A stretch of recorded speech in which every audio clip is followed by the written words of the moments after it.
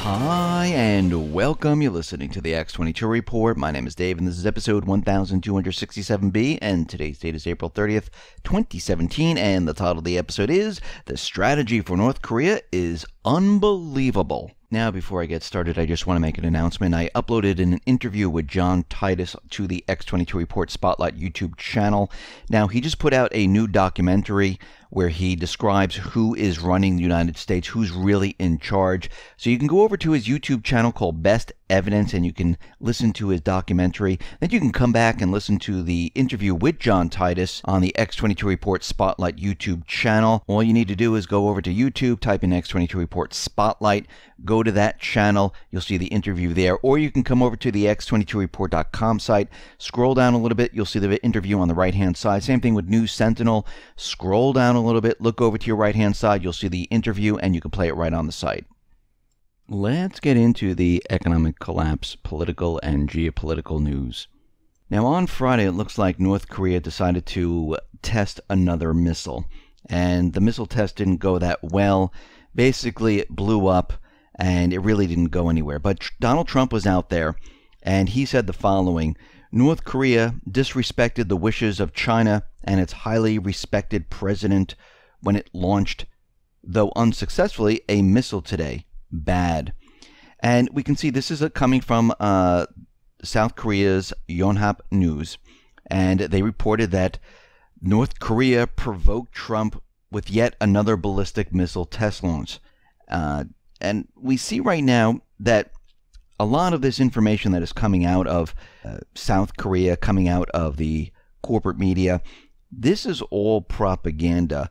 And it's feeding this warmongering and trying to get us to war. Now, we know the deep state, central bankers, the neocons, they have been trying to get us to war for quite a while. And it seems that they're continually pushing their agenda right now. And we see right now that a lot of things are happening all at once. And this missile that was launched flew for several minutes and then it broke apart. There was no nuclear warhead on top whatsoever. And we see that Tillerson, he was in the United Nations talking about what was going on. And we need to really look at this, because I said this going back quite a while, where there's never been really any proof whatsoever that, first of all, North Korea was detonating nuclear weapons. Because when we had that earthquake going back some time, the United States was out there. This was when Obama was president. They're saying that, yes, North Korea just tested a nuclear weapon underground. In Japan, Russia, China, they didn't pick up any radiation signatures or anything like they've done in the past. So that was kind of a head scratcher right there of why it didn't seem real at that point. But the corporate media, the New York Times and the rest, were all out there saying that, yes, North Korea has nuclear weapons. And they use words like, may, would, could have nuclear weapons. And New York Times reporter David E. Sanger and William J. Broad painted a dire picture back on April 24, 2017. And the dire picture that they were painting of a Trump administration forced to react to the growing and impending doom of North Korea nuclear weapons. And the headline was, as North Korea speeds its nuclear program, U.S. fears time will run out. Now, the front page summary was even more harrowing, and the editors asserted that there's dwindling time for the U.S. actions to stop North Korea from assembling hundreds of nukes. Now, they're out there telling us that they have these things, that they have nuclear weapons, and they're testing them, and they're getting ready to mass produce them.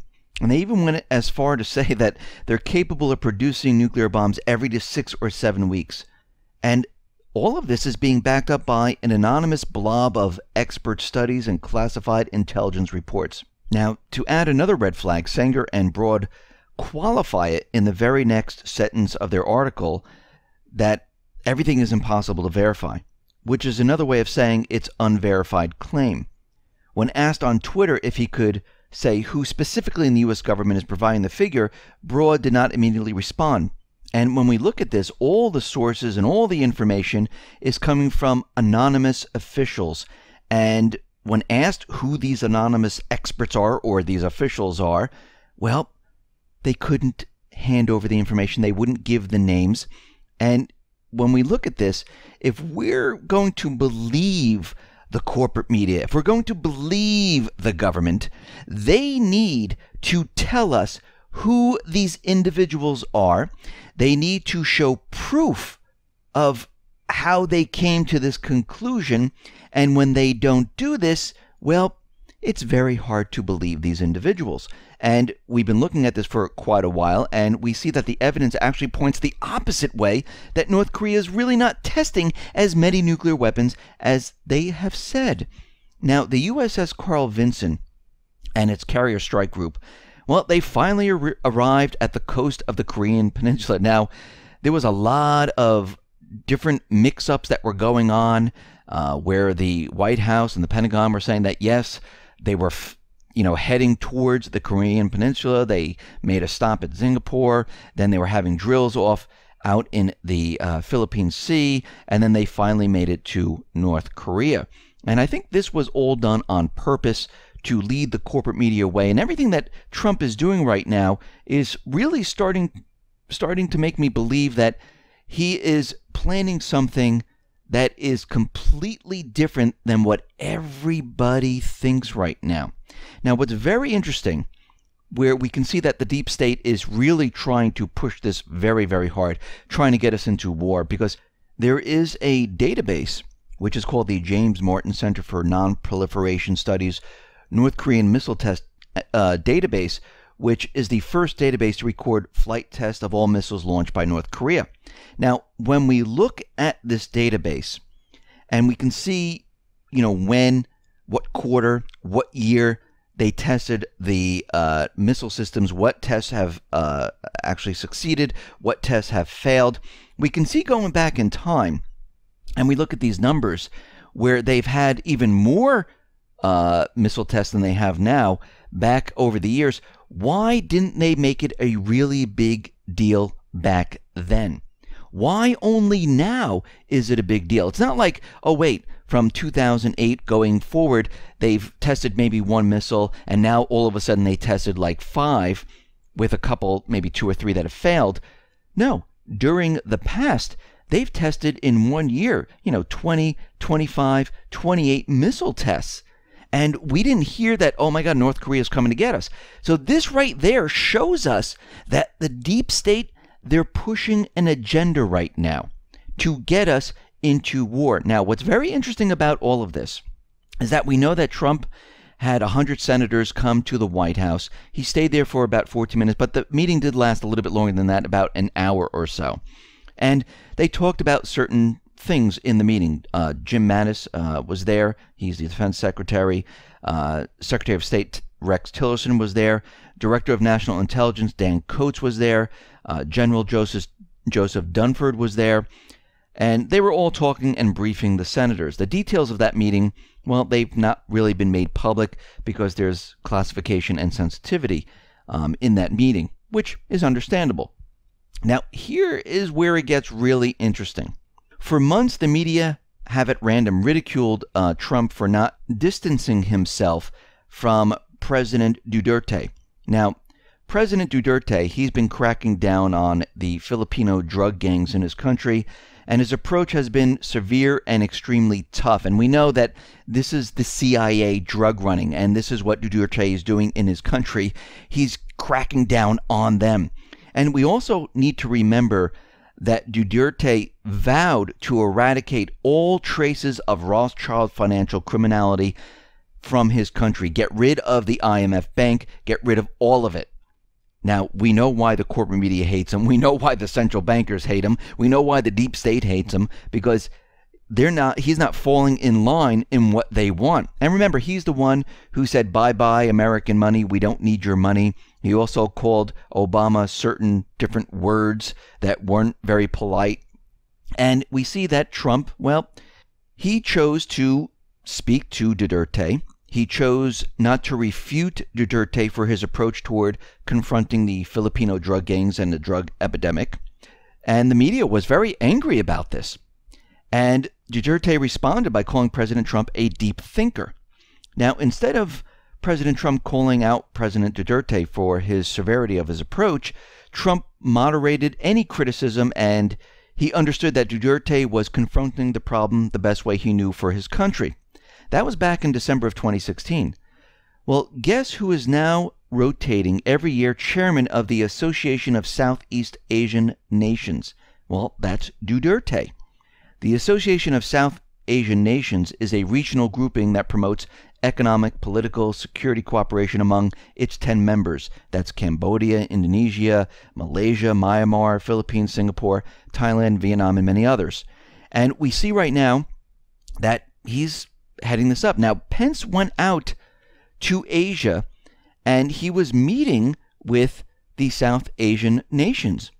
And they were looking to adopt a softer approach to the South China Sea, which is completely the opposite of what Obama was doing, where they were sailing the ships in the South China Sea, saying that we have the right of navigation, and they were getting everyone together to encircle China.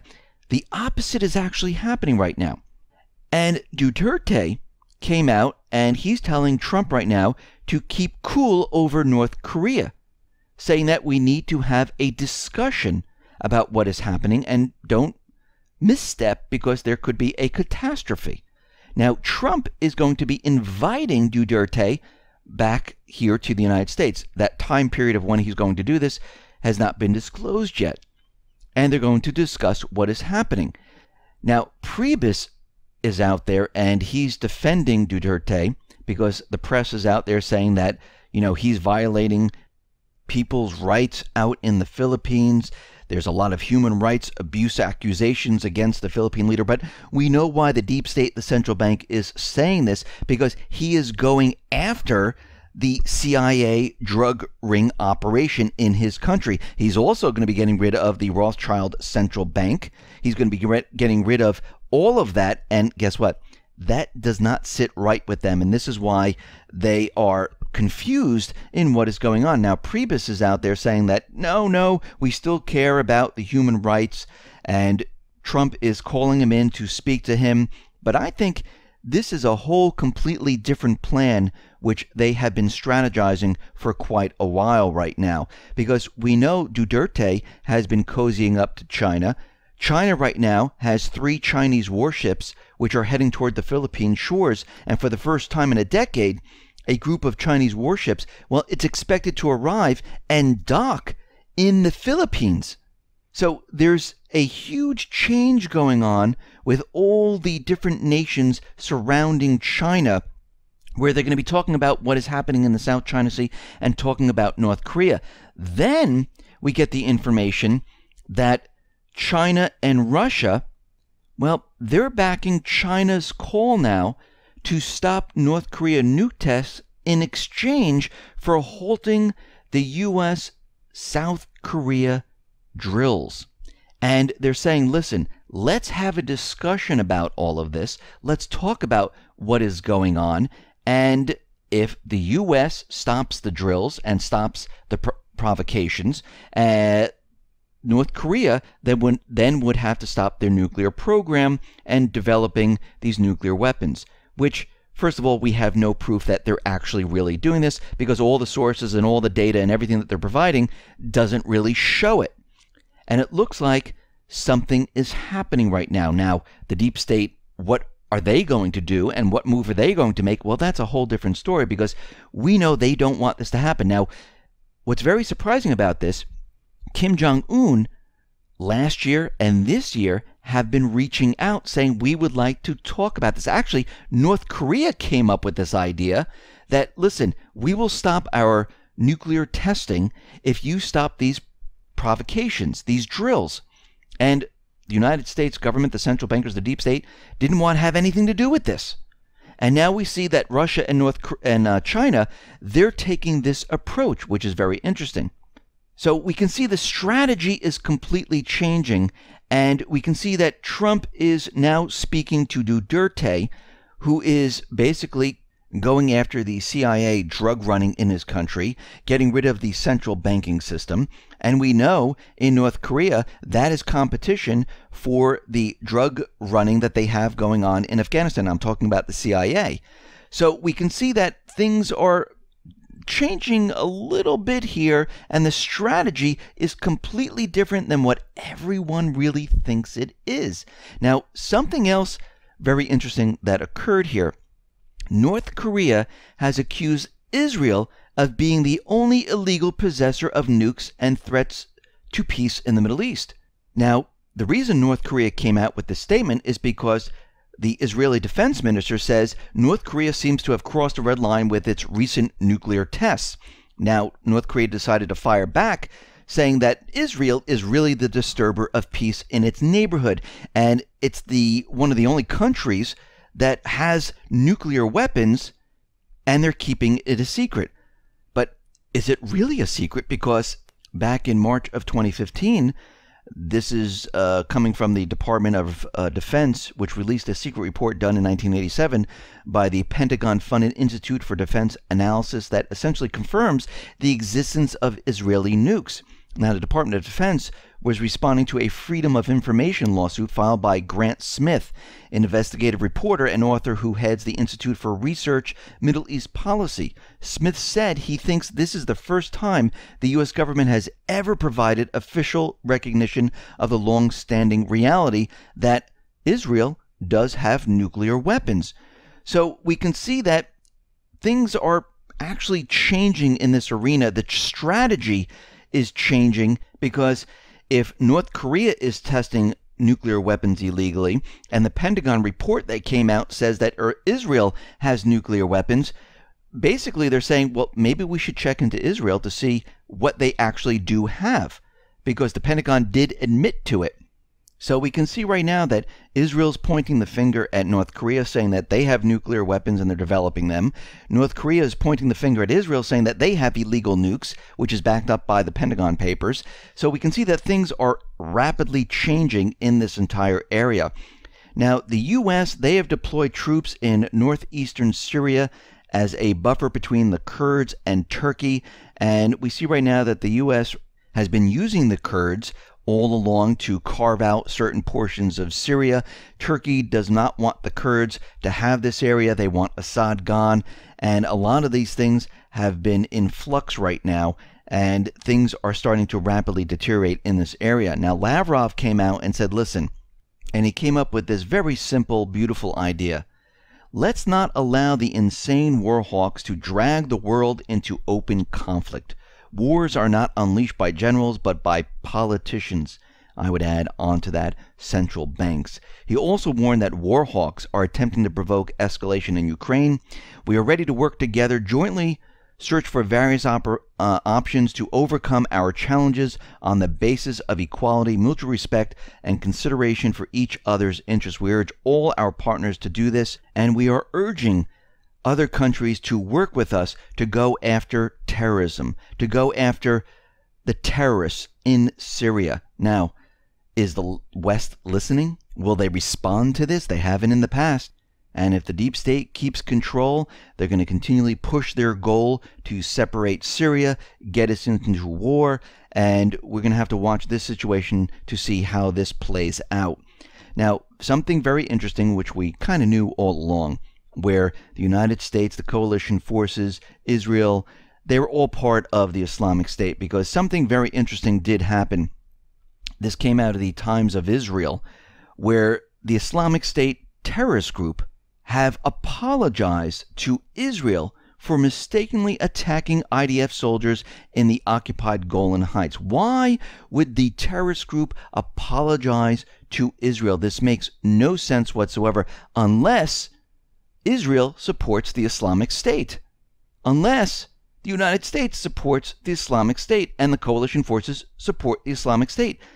This is exactly what has been happening. They created them, they support them, they fund them, and we can see these are the terrorist groups that they use to push their agenda throughout the world. Now, where did this apology come from? How do we know about it? Well, this came from Yalan when he was giving an interview for the Times of Israel, where he said there was one case recently where the Islamic State opened fire and then apologized. So we see right now that everything that we've been talking about, everything that we've been saying is all coming true. This is like one gigantic truth bomb that has been put out there. And we see that the strategy with North Korea, the strategy with Syria, well, this could be changing in the near future, because we need to watch the situation with Duterte, what's going on with North Korea, because I do believe there are the factions of the deep state, the central bank, the neocons, and those other individuals in government who are fighting against these, I guess, bad guys, where they're trying to maneuver a way to avert a war, where the deep state wants us to get into a war, and there's this battle going on. And we can see with Duterte, well, he is going after the central bank, he is going after the drug running, and we're going to have to see how this all plays out. Listen, everyone, thanks a lot for listening. Be well, be safe, and especially be prepared. Thanks a lot.